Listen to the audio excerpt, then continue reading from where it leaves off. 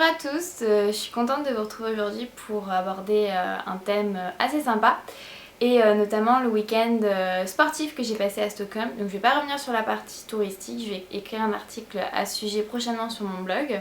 Par contre aujourd'hui je vais me concentrer sur la course Nike Women du samedi soir et surtout le NTC Tour du dimanche qui avait lieu à Stockholm il y a à peu près 10 jours.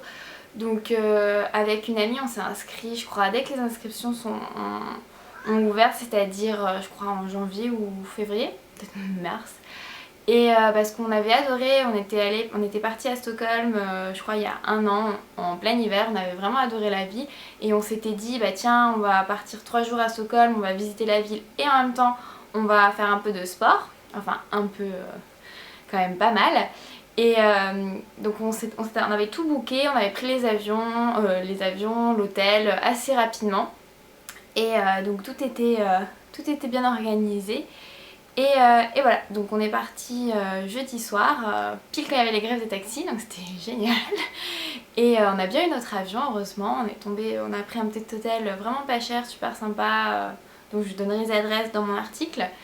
Et donc le vendredi on est allé retirer notre dossard. Donc faut savoir qu'à Stockholm il n'y a pas de Nike Store. Donc on est allé retirer dans une sorte en fait d'intersport. Et donc il y avait une très très longue queue. C'était pas très agréable parce qu'ils étaient assez lents pour distribuer les dossards. Heureusement je crois au bout de 45 minutes on a enfin réussi à récupérer notre pack. Donc contrairement à Paris, pour celles qui avaient suivi le petit souci de débardeur, t-shirt, pas la bonne taille, là c'était impeccable, j'ai eu ce que j'avais demandé, donc c'est-à-dire un débardeur en XS avec le super logo Stockholm. Donc ça tombe bien parce qu'à Paris j'avais eu le t-shirt, donc voilà, je trouve super. Hop, Stockholm, mon petit débardeur, hop, et derrière, voilà, qui était vraiment pas mal. On a aussi eu un super sac pour accompagner le tout. Contrairement à Paris, le sac fait pas trop, comment dire, il n'est pas très sexiste, au contraire il a un super design, il est super pratique. Voici le sac, qui est quand même pas mal grand et surtout avec des anses franchement solides qui cisaillent pas l'épaule. Je peux y mettre plein de choses. Il est vraiment beau, franchement je suis vraiment surprise. Pour le coup je vais le réutiliser et ça change de tous les tote bags en coton qu'on peut avoir.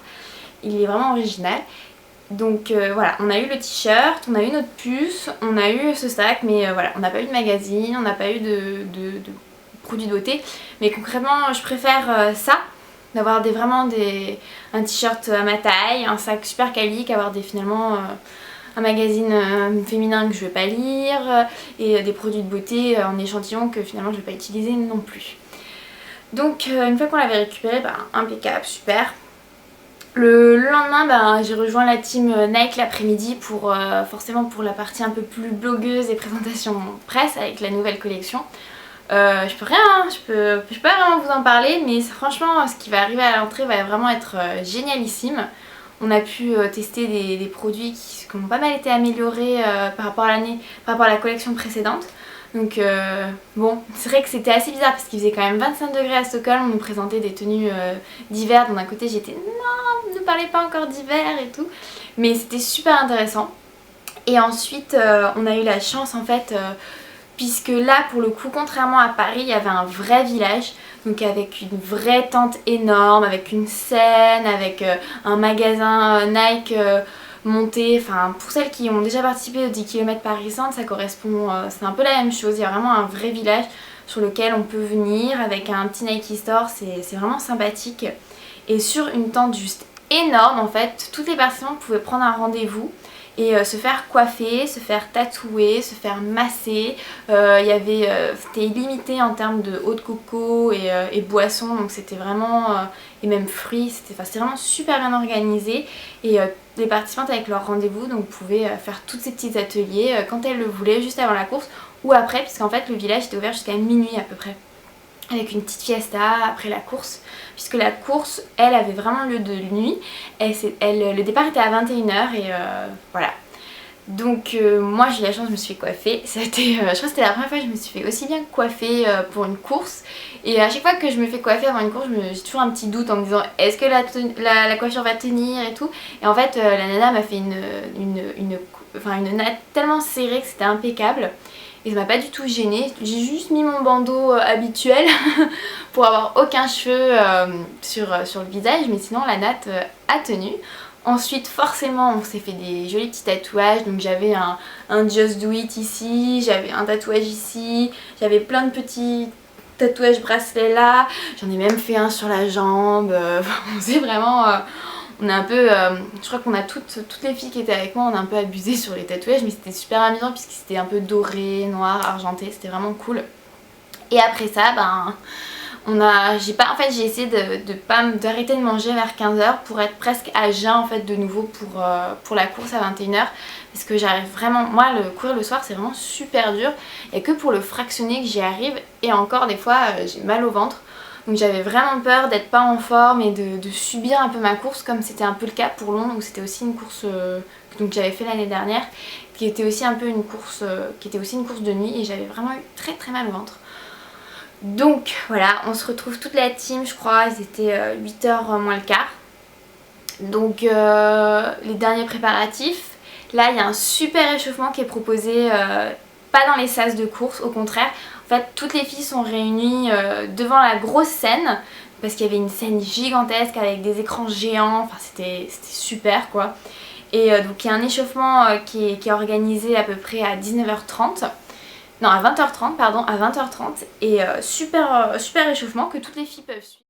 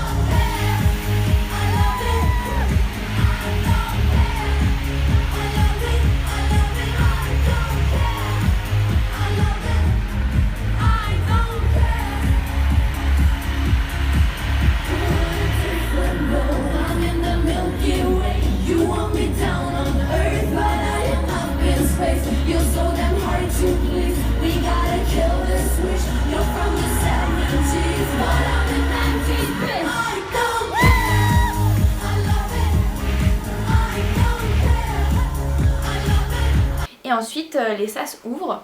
Donc la veille nous avait donné des petits bracelets, donc un peu comme celui-là. Je sais pas si vous les voyez. Un peu comme celui-là, hop, avec le logo Nike+. Donc chacun avait un petit bracelet comme ça. Et on pouvait ensuite entrer dans le sas correspondant qui était une rue plus loin, même pas. Et c'était vraiment respecté pour le coup.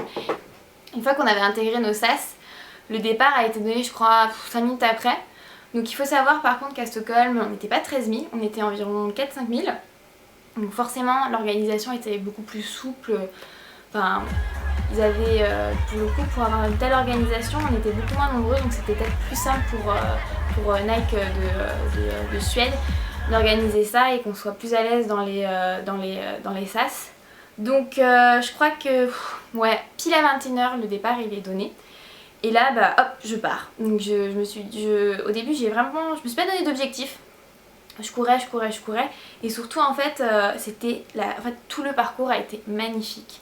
On a parcouru, on est passé sur Gamlenstan, donc ça c'est le cœur historique de Stockholm. On est passé sur une autre île et en fait on a fait tout un tour autour de Stockholm qui était juste magnifique. On longeait en fait, donc je sais pas si c'est une sorte de lagune, en fait on longeait à chaque fois la mer et c'était magnifique puisque à 21h le soleil commençait à se coucher. Et tout au long du parcours en fait on commençait à voir des couleurs mais magnifiques orangées sur la ville et c'était hyper motivant en fait de se dire waouh je suis là, c'est vraiment super beau. Et j'ai vraiment retrouvé une énergie assez similaire à celle que j'avais ressentie par exemple au semi-marathon de San Francisco et qui avait été absente à Paris et que j'ai pas retrouvé à Paris, que j'avais retrouvé à Londres. Et à San Francisco, j'avais vraiment cette sensation de fille super motivée, qui a envie de partager et de motiver d'autres filles et qu'on réussisse tous ensemble ce 10 km. Alors que c'était vraiment pas le cas, enfin j'avais pas ressenti ça à Paris, c'était vraiment autre chose à Paris. Et là à Stockholm j'ai trouvé ça et c'était vraiment génial, le parcours était très varié. Il y a eu des montées je crois, on a dû escalader un pont. Donc c'est très très long de monter, c'est un énorme pont, mais on y est parvenu. On a couru sur du stabilisé, on a couru sur même une piste d'athlétisme, enfin c'est pour dire, on a couru un peu dans la terre, on est revenu sur le béton, enfin c'était super varié. Ça montait, ça descendait. Je pensais que ça allait être tout plat mais en fait pas du tout. Il y avait pas mal de montées, je crois même la montée du pont a duré à peu près au moins 1 km. Ensuite on a eu des petites montées de 500 mètres. Enfin franchement c'était assez varié. Et avec le paysage, il y avait plein de gens autour qui étaient dehors, qui venaient nous encourager. Et à chaque ravitaillement, donc je crois au 4e et au 7e, donc pour l'annoncer en fait il y avait un énorme portique avec un DJ juste au-dessus et qui mettait à fond la musique, il y avait des confettis, mais pas des confettis gênants, tu vois, qui faisaient 1 mètre de long comme à Paris, juste des petits confettis, enfin super cool. Il mettait à fond la musique, donc tu l'entendais 1 km avant et 1 km après et surtout forcément tu avais les ravitaillements. Donc il n'y avait pas à manger, il n'y avait que de l'eau. Moi j'ai pas pris le premier ravitaillement, j'ai juste pris le deuxième, mais c'était impeccable, surtout qu'il faisait pas trop chaud ni trop froid, enfin c'était vraiment la température parfaite pour une course. La météo parfaite puisque le soleil se couchait, il n'était pas brûlant, le paysage était parfait, enfin franchement ils ont eu une chance pas possible pour cette course. Et hop, le dernier virage et on retourne doucement vers le centre-ville puisqu'on partait du centre-ville de Stockholm. Et c'était magnifique. Et petit à petit, plus je courais, plus j'étais en train de me dire que j'avais un bon rythme et que j'allais peut-être pouvoir faire un joli temps. Alors que j'étais pas du tout partie pour ça à la base. Et d'ailleurs, le samedi après-midi, j'ai eu la chance de rencontrer Paula Radcliffe avec qui j'ai fait une photo, avec qui j'ai pu faire une petite interview que je vous partagerai dans mon article puisqu'elle a répondu à des questions. Elle était super intéressante, elle parle français, c'est génial de la rencontrer, c'est très inspirant. Et en fait, elle a couru avec le SAS donc 50 minutes et ensuite a rejoint le SAS 45 minutes, donc facile. Et elle m'a dépassée en fait, je crois c'était au 2 ou 3e kilomètre et c'était juste très intéressant de la voir courir et de voir sa foulée, à quel point c'était simple pour elle et de la voir évoluer, c'était juste magnifique. Et là au 9e kilomètre je l'aperçois et je fais oh là là, il faut que tu accélères, faut que tu la rejoignes et tout. Donc j'ai essayé forcément je l'ai suivie pendant je crois 500 mètres, j'ai accéléré comme une folle quoi. Et à un moment donné elle s'est arrêtée et en fait elle a attendu toutes les coureuses pour en fait juste taper dans la main. Donc moi je lui ai tapé dans la main, je me dis on va essayer de continuer pour les derniers 500 mètres à ce rythme. Et voilà, donc je passe la ligne d'arrivée qui était genre avec des feux d'artifice, de la fumée, enfin c'était génialissime d'arriver comme ça. On était complètement aveuglés dans cette fumée mais c'était une super ambiance. Et je passe donc la ligne d'arrivée en 40 minutes 34. Donc j'étais super contente parce que je me suis dit c'était une course de nuit, enfin en soirée, j'étais pas non plus super bien préparée puisque le vendredi on a fait que marcher, le samedi aussi, puis il faisait chaud quand même toute la journée. Donc je me suis dit mais waouh, j'ai fait un super temps et je suis vraiment très contente de ce temps puisque j'ai repris un entraînement orienté 10 km que depuis je crois 2 semaines. 2-3 semaines maintenant et je me dis bah ça y est, il y a déjà les résultats et je suis vraiment contente d'avoir modifié mon entraînement après tous mes petits déboires, après le marathon que j'arrivais pas à retrouver de la vitesse. Ben là ça y est, je suis sur la bonne voie puisque mon meilleur temps en fait c'est 47 minutes 20 et là je suis à 48 minutes 34. Je me dis bah plus qu'une minute et bah, j'y retourne, donc j'espère vraiment qu'à la rentrée bah, je serai de nouveau sur ces temps là, j'ai hâte. Et en fait bah, j'étais sur mon petit nuage après cette course, c'était vraiment c'était génial quoi, on était toutes heureuses et là super organisation. On remonte la ligne d'arrivée, on nous donne une bouteille d'eau siglée Nike, donc Nike maintenant fait de l'eau, c'est à savoir ça. Et on nous donne la petite médaille. Donc la petite médaille vraiment super mignonne, où c'est un peu... c'est comme un cœur découpé, donc c'était super cool. Et donc il nous l'a donné une par une, donc tu pouvais pas en piquer pour le coup, contrairement à Paris. Et non, enfin j'en ai pas piqué hein, mais voilà, à Paris il y a eu ce petit problème là. Et donc petite bouteille d'eau, petit ravitaillement, forcément la médaille et un petit concert de fin génialissime en fait. Donc c'était parfait. Et ensuite nous on allait, forcément après on allait manger. Mais j'étais vraiment sur mon petit nuage, j'étais super contente et c'était de très bon augure en fait pour le NTC le lendemain. Donc passons au NTC du lendemain. Forcément on se dit bah la veille c'était génial, donc j'espère que ce sera pareil le lendemain. Et bah ça a été le cas. Il a fait un temps magnifique, il faisait super chaud, enfin pas aussi chaud que la canicule qu'on a pu avoir, mais il faisait très très bon.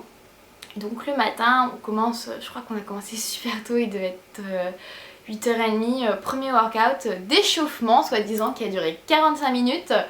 Avec tous les gros, enfin les super master trainer Nike super connus partout dans le monde. Donc il y avait Australie, il y avait les États-Unis, enfin c'était génial. Tu te dis ouais c'est des gens, tu pourras jamais t'entraîner avec eux hors de cet événement là. Et ils étaient mais plein d'énergie, super motivés, sauf que tu dis mais c'est l'échauffement là en fait, parce qu'on devait tenir toute la journée.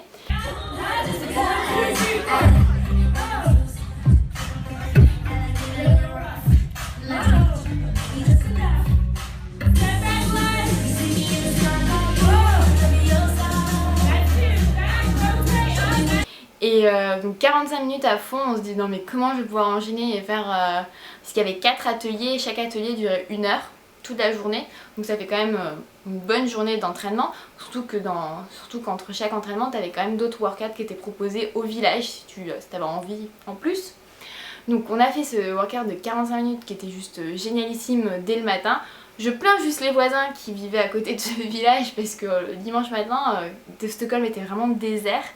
Et vraiment désert et pour le coup c'était juste génial.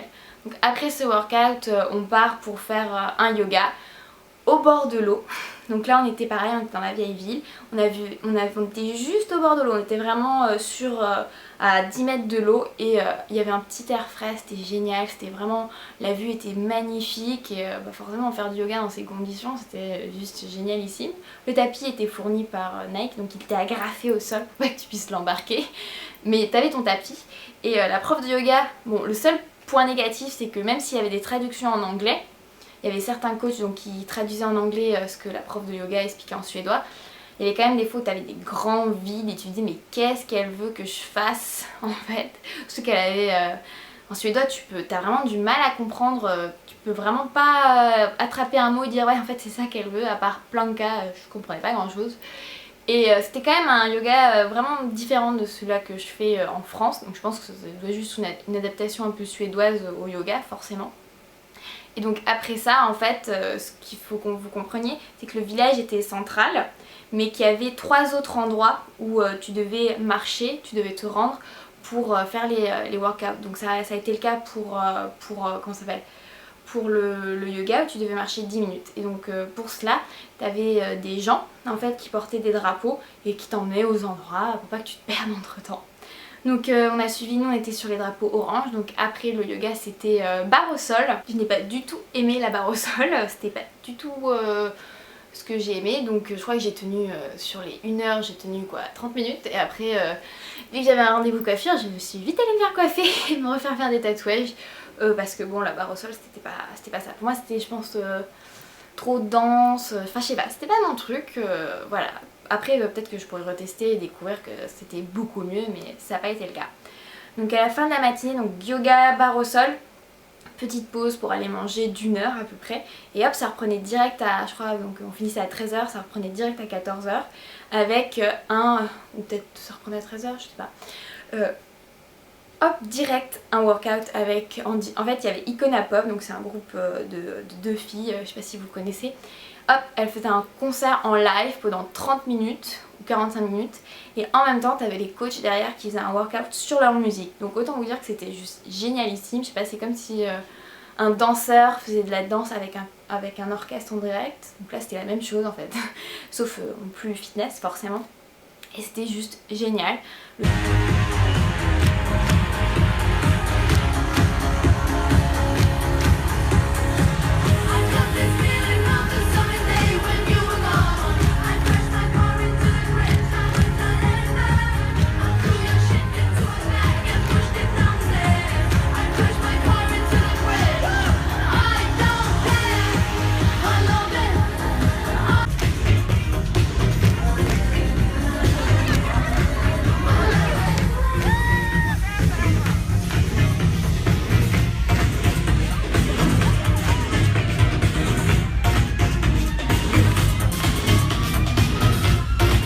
Le seul petit hic, c'est qu'on n'avait pas de retour sur les positions des coachs à l'écran, donc il fallait vraiment se concentrer sur un coach sur la scène pour voir ce qu'il faisait, puisque il y avait le concert qui était sur les écrans mais il n'y avait pas les coachs.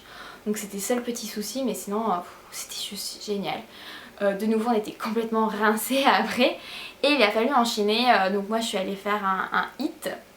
Donc de nouveau dans une salle magnifique, c'était une ancienne chapelle, et on était tous en cercle autour de la scène, et c'était atroce.